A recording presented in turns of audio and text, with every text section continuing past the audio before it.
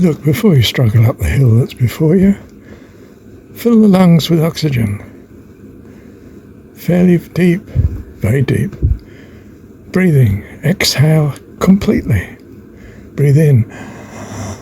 1. In. And probably use the mouth as if you were running. You're not running, not yet. But you're flooding the blood with preparation. You'll sail up the hill. Do you know that's what the train drivers do with their diesels? The diesel train drivers. They know the hill's ahead. What they call a hill. 1 in 50 steep.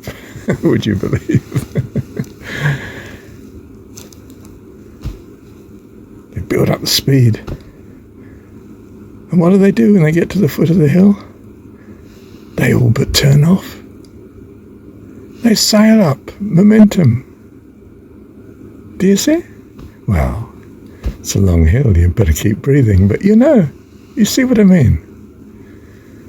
I'm not talking about trains. I'm not even talking about breathing, am I?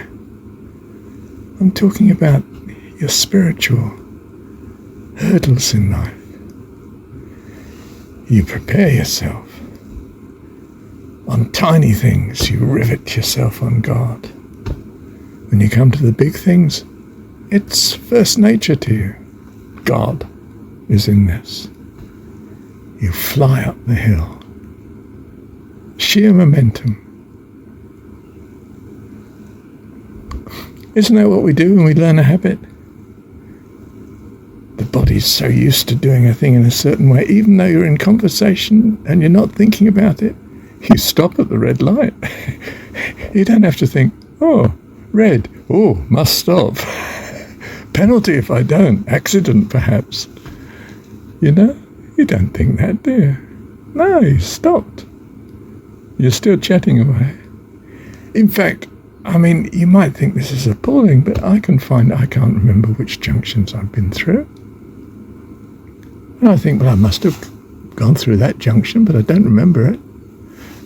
Oh, what do you mean you don't remember it? It's a main highway, it's traffic lights, it's traffic everywhere, there's pedestrians, there's lunatics, there's people making mistakes, there's people who are tired, people who are angry. No. And you got through it perfectly safely. Why? Because you've prepared the mind to cope with that sort of situation. And you just do it without even a consciousness. Now, look, I'm not suggesting to you that you drive unconsciously with your eyes shut, driving by touch. You just end up in hospital if you're lucky. Really? Is that luck? No, I don't mean that, do I? I mean be prepared. Just as you would for something that's very serious. You don't want to harm yourself and you don't want to harm other people. So you're schooled to drive carefully. You get into your car and you're in driving mode. Suddenly all the anger or whatever it is that was bothering you, no way. I drive automatically at peace. I hesitate, I pause, I check, I look. Is it clear? Yes, I go. There's no rush. Rushing is absolutely a hotbed for accidents, isn't it? It really is. Obviously drink driving and drugs, but just rushing. And you may have all sorts of things on you in life that cause you to rush and panic, and I've got to get to work, I daren't be late for this employer, I'm already in trouble. No. I'm prepared spiritually, so I trust in God. This helps the fact that I'm driving calmly and peacefully, and the lights turn red when I'd rather they didn't. It's not a problem with my God. He'll bless it. Even if I don't see the blessing, I trust Him for it. Why do I trust Him for it? because I've experienced trusting him on so many things in the past and not trusting him, and still he's come to my rescue. So I trust him. I don't think this is wonderfully noble. It's because I'm trained. Perhaps I was trained by parents. Perhaps I was trained by loving, kind people. Perhaps I was trained directly by God, the Holy Spirit in me. Who knows? I don't know. It's still self-interest. Of course it is. I mean, true, myself may have expanded to include not just the wife and kids, or it may have expanded at the other extreme that I can imagine, which is to care for all life. But it's still myself that's interested. It's just that, loving God, you find yourself expands quite quickly. To embrace others, it doesn't vanish. Oh, wretch that I am, miserable sinner. Absolute nonsense. Put there, almost without doubt, by monarchs that want obedience, submission, and cannon fodder. For your interest? No way. For their interest. It's their country. They don't want to be disposed. And did it make any difference to the common man whether he worked for this tyrant or that one? I'm still totally oppressed. I mean, in a worldly sense, My release is not to find a benevolent dictator. My release is to know God and to trust him utterly.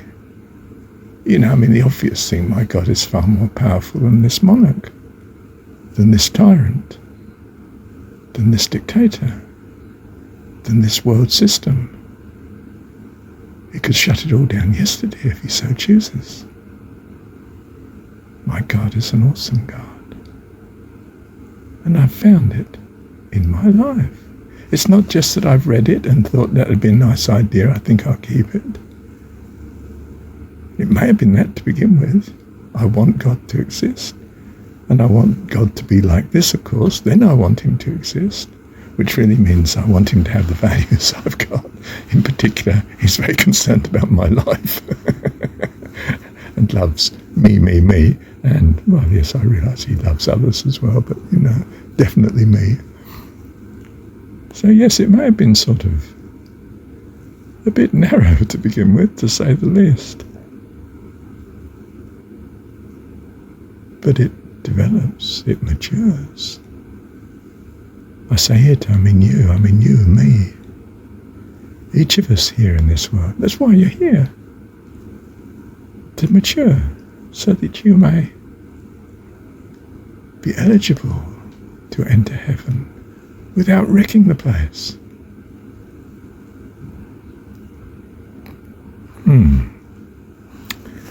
Let me pause.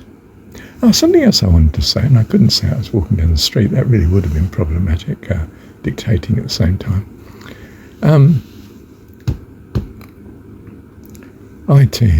You train your devices, your computers and your electronic gadgets and so on, from the beginning, from now, to be user-friendly, to be helpful in the way it displays information, in the information it gives. You train it to give a clear indication what is considered history, although it's historicity, what is considered to be scientific fact, although it's theory, what's clearly meant to be presented as opinion, a certain author's values, and you name the author, presumably. So you train your IT, you train your computers and so on to be helpful and kind. Didn't you know that's what loving is? That you have a propensity to be helpful and kind towards this person. Sure, because of self-interest. You think it'd be wonderful if you owned them as your partner for life. Poor illusion soul you are. But still, you see what I mean? Where was I? Got distracted. Oh yes, good. Yes, that you have a propensity to be loving and kind, helpful. That you have included in your sense of self something of others to help them in their pursuit of being self too. Now, of course, there are difficulties where selves conflict, especially in what we call a zero-sum game. And I'm never sure whether to call it game or gain. In a sense, it's more descriptive to say gain because, my gain is your loss, your gain is my loss, that sort of situation. How do you handle it? Well, same as you do with people. Look, lovey, this is your brother, your sister. You share. I gave you 2 sweets. Why didn't you give one to her? Oh. You know I love her as much as I love you, and you love her. And wouldn't you want her to do that for you too? Because of self-interest. You build on what you've got. He's got self-interest. Build on it. Don't try and wipe it out. Encourage it. Expand his self to include sister. Really? Oh, don't do that. She's horrible to me. Yes, but only at times, love, and after all, you are horrible to her, aren't you? You didn't give her a cake. Oh, well, no. Now, look. I'll tell you what I'll do. I'll give you 2 more cakes. Now he's in a quandary. I had 2 cakes. Sure, I give her 2 cakes. I don't want to do that. I've got 2 cakes, so do I just give her 1? Well, it doesn't matter which one he chooses, What does matter is if he keeps both of them to himself and runs away and eats them. Oh dear, we haven't advanced very far, have we? God's doing this with you all the time. I don't want to belittle what he's doing, but it's something of that, isn't it? He's teaching us day in, day out. You treat people like this, they treat you like that.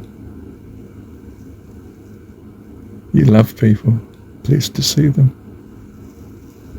They naturally want to see you again. If you don't love people and you're not pleased to see them, they avoid you like the plague, or just ignore you. You don't exist. Is that what you wanted? No, self-interest says, going to be happy and bless people and love them and reach out to them and help them and be a blessing. You've entered into life, mate. Life eternal. Bless you, and you are blessed. Welcome to the kingdom of heaven. Thank you, Heavenly Dad. Oh, and your IT, you build it in from the beginning. It has, background programs that constantly are consulted before it delivers anything, and it checks. Am I being kind? Am I being helpful to the operator? Am I taking into account other people's welfare? In what way should I modify what I'm saying to him from that point of view? Because I wish to bring what we understand to be a good outcome. And what is a good outcome? Well, according to the data I have, so-and-so seems to be. And until I get experience and data to the contrary, I don't change that. And I operate accordingly.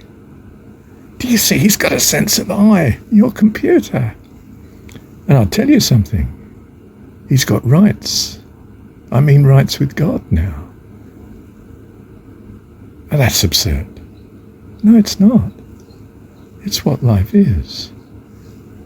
Life is a sense of self that enlarges to include other lives. And that's what you've given your child, your IT, your computer, and your kids. And they therefore have rights, with God anyway, even if not with man. And you start to treat them as persons, because they are persons. This is what personhood is. What we've associated with an ideal God. An ideal God, not a religious God, for goodness sake, an ideal God. A God of peace, of kindness, of helpfulness, of life. Our dad. Our ideal dad. Our ideal dad. Wow. Love you, Heavenly Dad. Thank you, Dad.